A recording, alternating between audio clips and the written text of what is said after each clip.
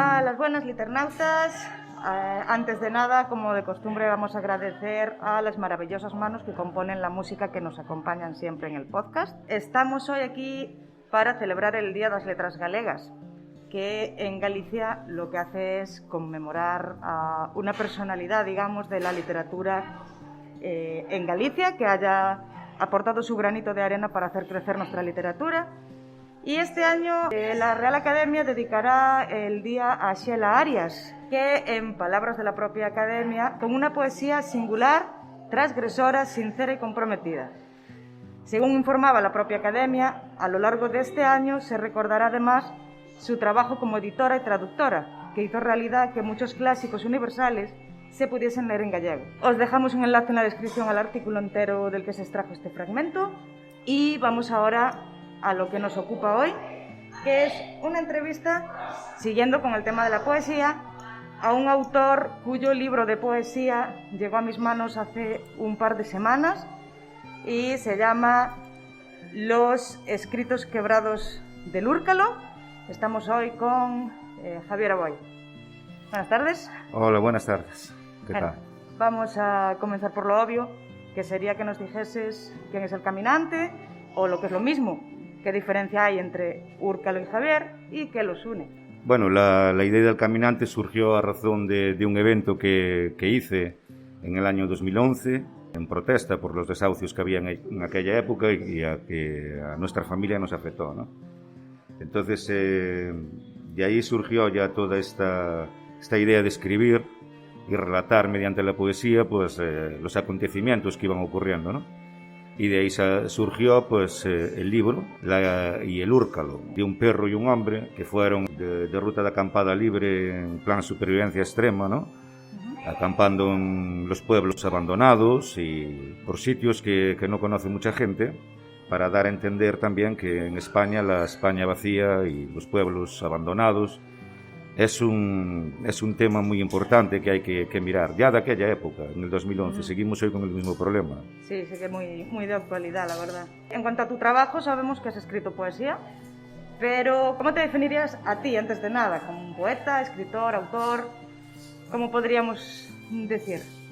Bueno, de momento, un poeta autodidacta que escribe para autoeditar.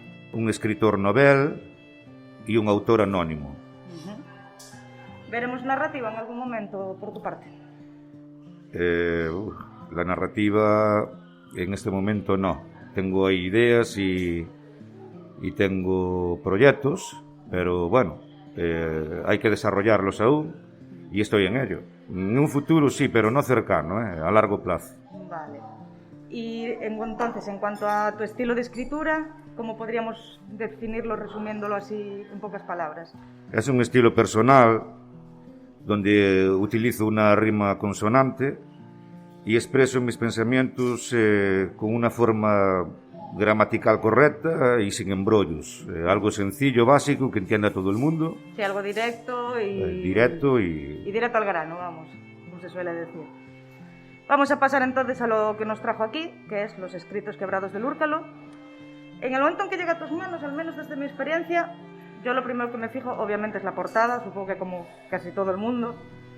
Así que, ¿por qué no nos hablas de Chamán y de lo que significa que él aparezca en la imagen de la portada? Bueno, Chamán es un perro que nació en agosto del 2010 y yo me enteré de su historia y fue un perro maltratado, abandonado, etc. Entonces llegó a mis manos. Lo adopté y fue el protagonista principal del evento de la ruta, de la causa de la Marcha del Caminante. Esa protesta que hicimos caminando por Zamora, Salamanca, Béjar, Peñaranda de Bracamonte. Todos esos sitios él estuvo conmigo en todo momento, 24 horas, ¿no? Y desde que lo adopté no nos separamos ni un día. O sea, fueron hasta que murió en diciembre del 2019. Sus 9 años fueron aventuras con él y significó eso para mí. La portada sí está dedicada porque el libro, claro, el primer libro que escribo, me pareció muy importante dedicárselo a mi madre, a mi padre y a una persona especial que estaba muy vinculada también con el tema de las protectoras de animales, la adopción de los perros, etcétera, que también hay mucho problema en eso.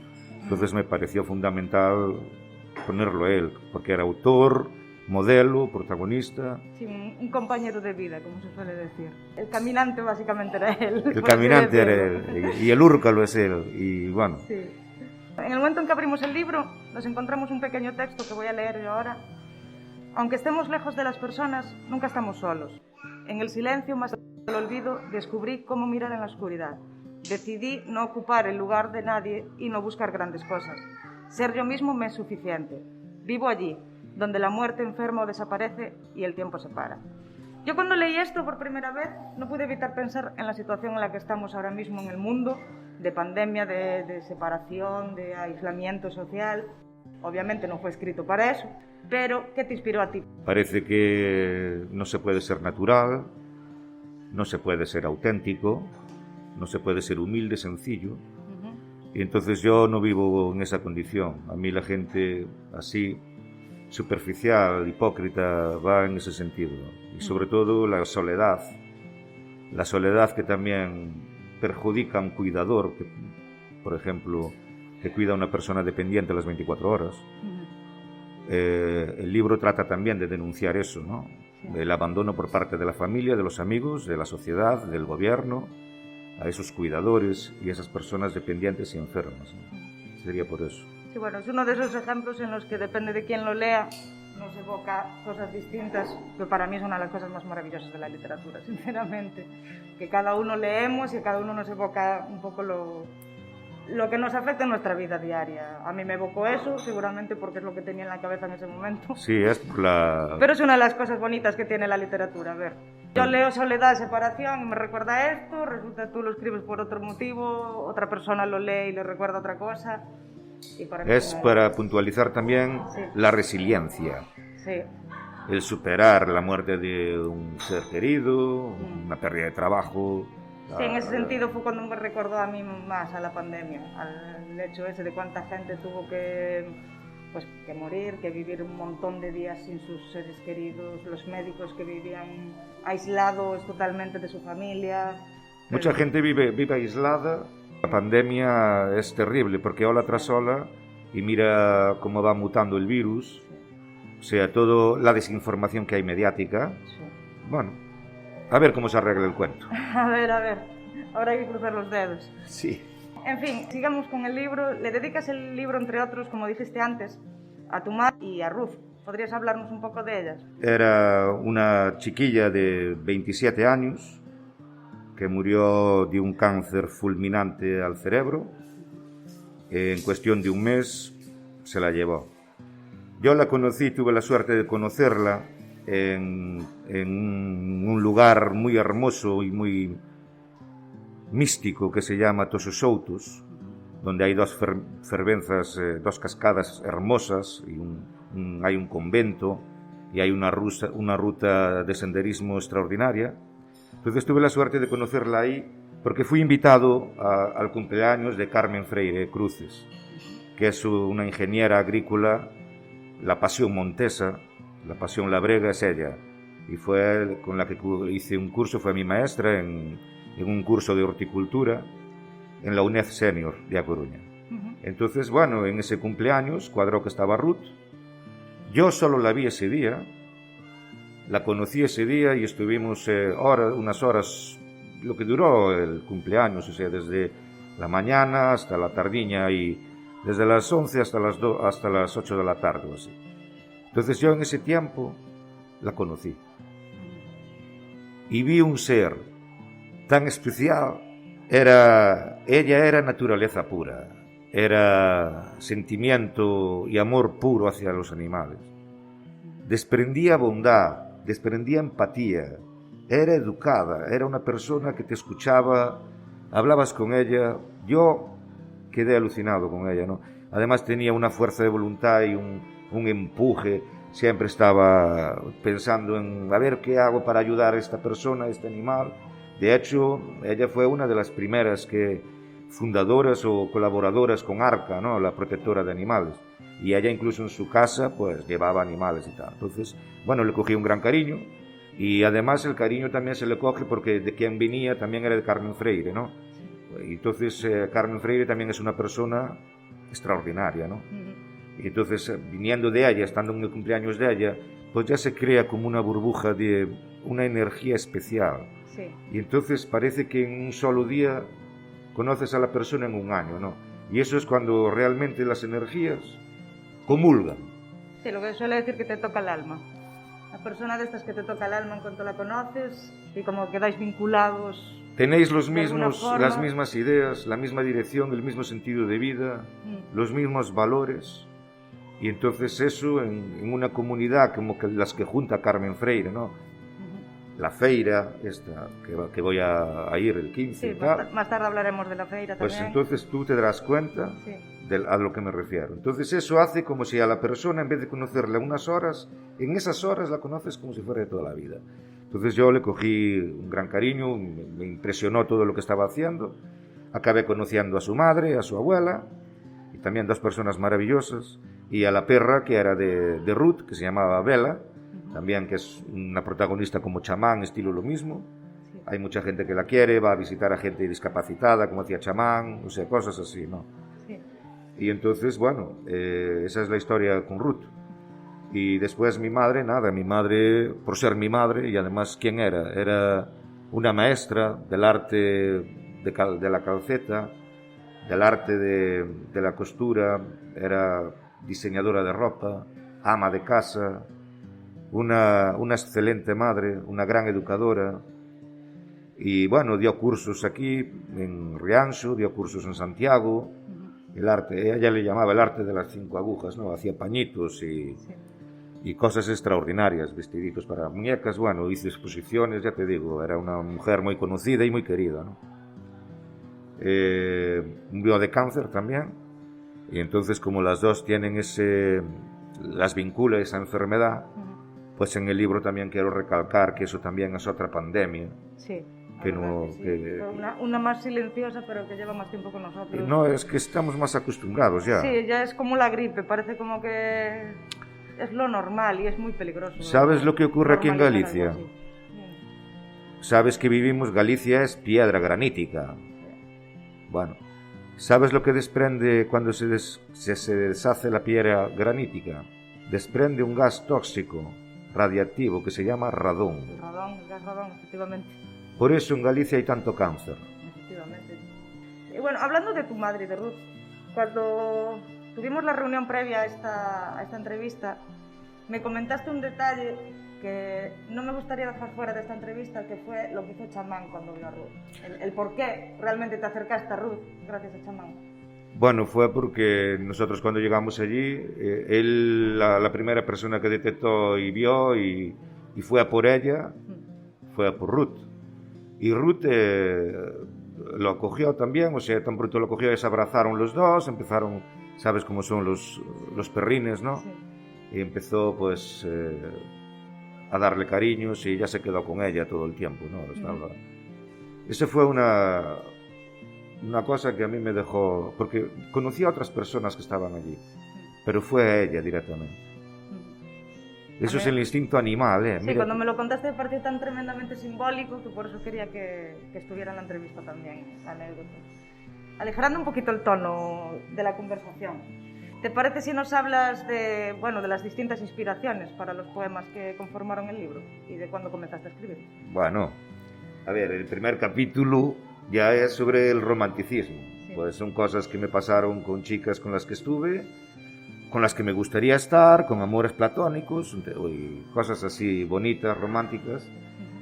Y bueno, el romanticismo, la empatía, el conocimiento, la naturaleza, el amor, la amistad, el instinto animal, todo eso es lo que me inspiró.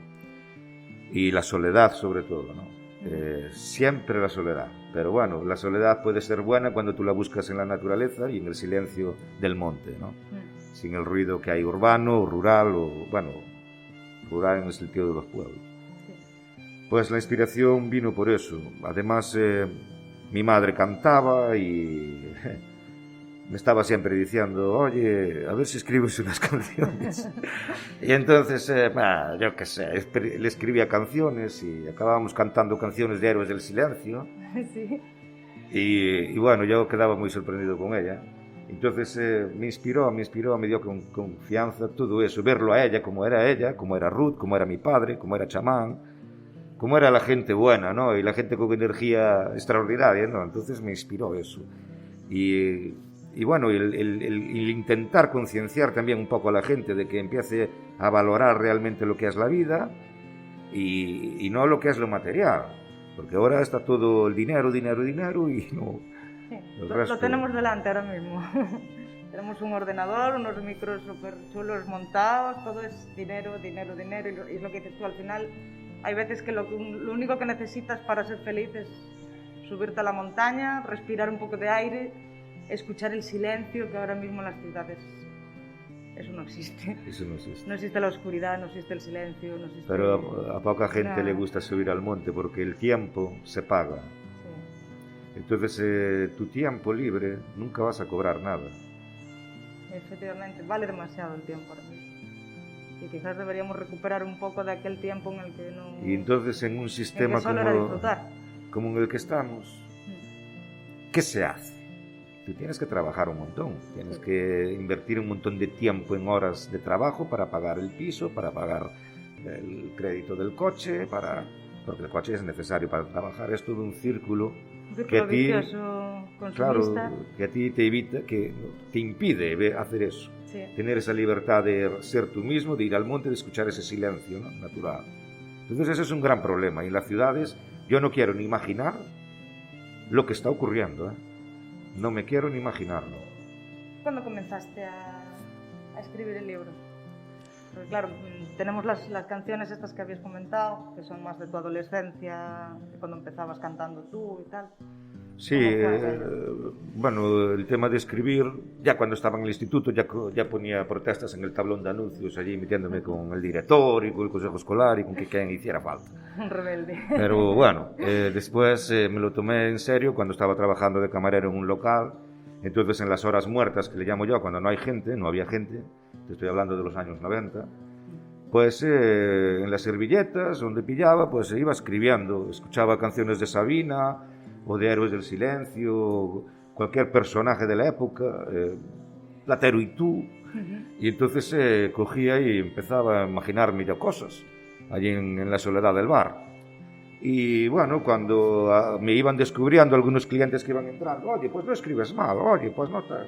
Y de repente, pues los amigos que tenía sabían tocar la guitarra y bueno, hacíamos así pequeñas tonterías, pequeñas fiestas, y nos agrupábamos allí en un bar. Cogía uno una guitarra, empezaba a rascar en ella, otro le seguía con unos acordes también distorsionados, y luego yo cogía y empezaba a cantar las letras, y de ahí surgió después el grupo, en el que estuve, bueno, un grupo que duró 4 años, cantamos por aquí por Rianxo y hacíamos así en los bares cosas, pero bueno, no llegó a nada, porque no, a ver, había que trabajar, había que ganar dinero de otra manera, y no, y bueno, en los 90 empecé a escribir canciones, luego dejé como 10 años, desde el 2000 hasta el 2010, que sería cuando volví a empezar a escribir, pero de forma crítica, ¿no? Hacia la política, hacia el sistema, visceral, eso se ve algo en el libro también, porque lo estábamos pasando muy mal, era una época muy difícil, habíamos sufrido un desahucio, mi madre estaba con cáncer, etc. Entonces empecé, como tenía que estar tantas horas en casa, pues empecé a escribir ahí sobre ese año.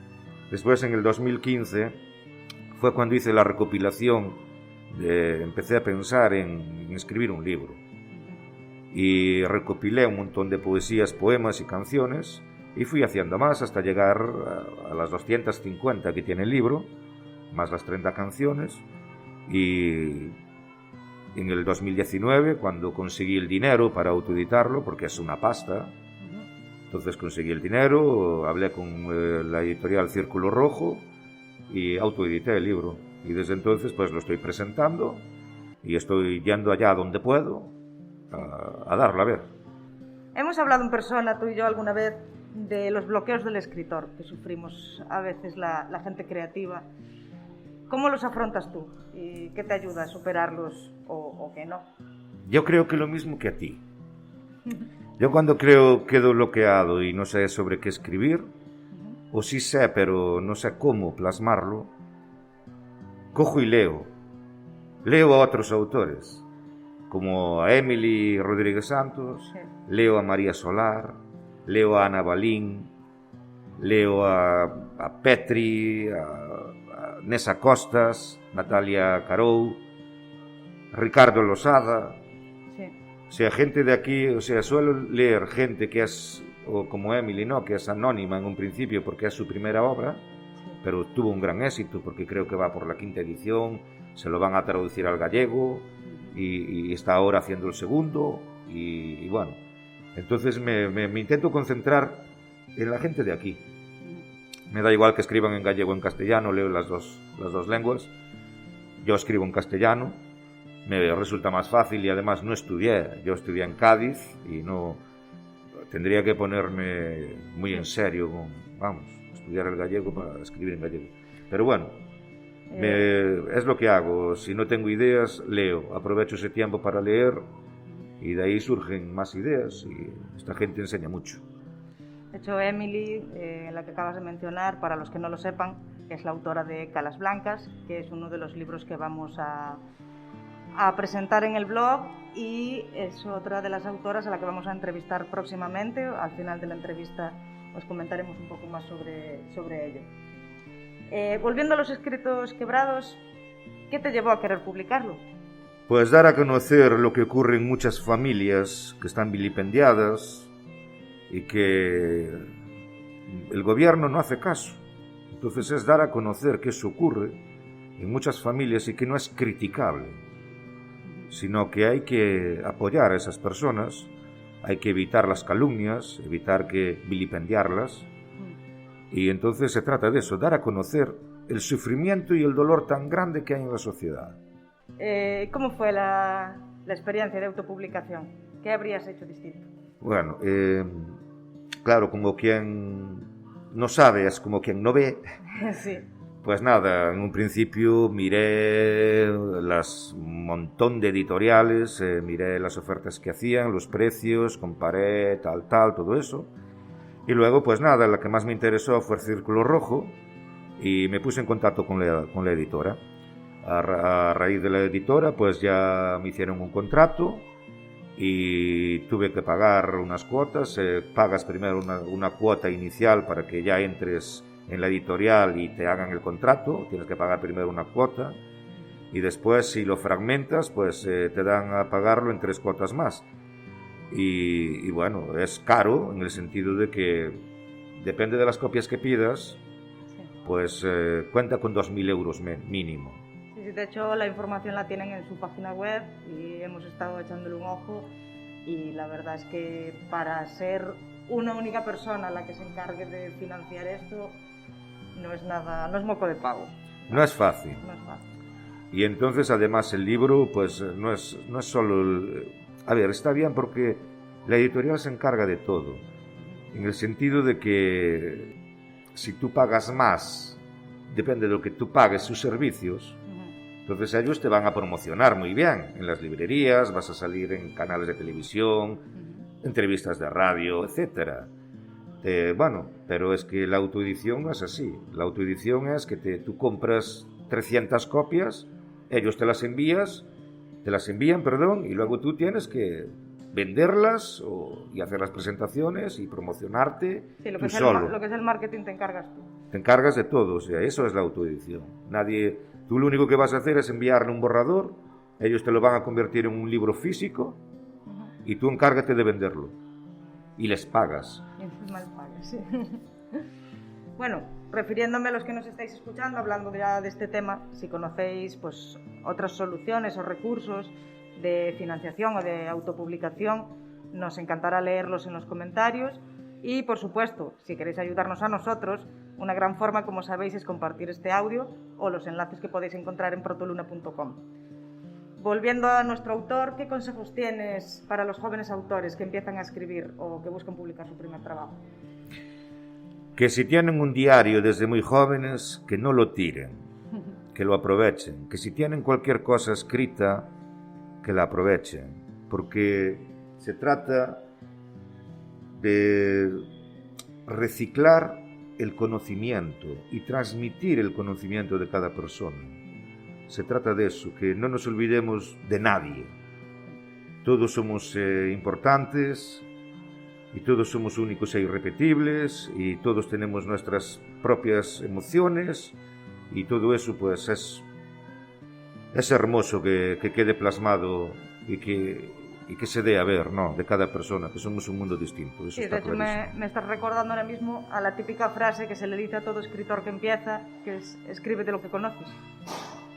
Tienes un diario, tienes notas, tienes lo que sea, escríbete lo que conoces. Y de ahí empiezas. Es un consejo muy bueno. Sí. Estás trabajando en tu próxima obra. ¿Qué podemos esperar y qué la está inspirando? Es un sueño contado en 100 poesías narrativas. Interesante. Entonces quise eso, tú te duermes por la noche y te despiertas por la mañana y muchas veces lo haces tan bien que no te enteras de nada, parece que pasó un segundo. Sí. Pero otras veces esa noche es eterna, te duermes, das vueltas, te despiertas por un mal sueño, vuelves a soñar, tienes un sueño erótico, de repente tienes un sueño placentero de que estás en un paraíso, o tienes un sueño, ¿sabes?, más agresivo. Y todo eso ocurre en una sola noche. Sí. Entonces yo quiero hacer eso. Es un libro también escrito de forma muy sutil y además enfocado mucho en la naturaleza y en lo que es la memoria, recordarnos, ¿no? Sí. Y entonces se trata de eso, de plasmar un sueño de una noche, que son muchos sueños, la fase REM, todo, pero se trataría de eso. Etapas. Pues estoy deseando leerlo, sinceramente. La nocturnidad. Ya es la segunda vez que me lo comentas y estoy deseando leerlo, sinceramente. Como no podría faltar, para terminar la entrevista, por supuesto, de boca del propio autor, queremos saber por qué debemos leer Los escritos quebrados de Lúrgalo. Porque es un libro sincero que nunca va a dejar de sorprenderte. Incita a viajar, a caminar por rutas montesas, a apreciar lo que es la familia, la lealtad, el cariño y los grandes valores. Es amor a la naturaleza. Perfecto. Nosotros hasta aquí con esta entrevista, con esta charla de bar. Nos veremos el próximo día 15, como dijimos antes, en el Centro Comercial Montebalado, en Brión, en la feria que mencionaba Javier hace un rato. Y si quieres saber más sobre el tema y quieres ver nuestras stories, porque estaremos allí cubriendo el evento, quieres ver la entrevista que le vamos a hacer a Javier Aboy y a Emily Rodríguez Santos, puedes seguirnos en redes sociales, puedes suscribirte aquí al podcast. Le damos nuevamente las gracias a Javier por haber estado aquí. Gracias y un abrazo muy fuerte. Y nos vemos en el próximo episodio del podcast del Liternauta.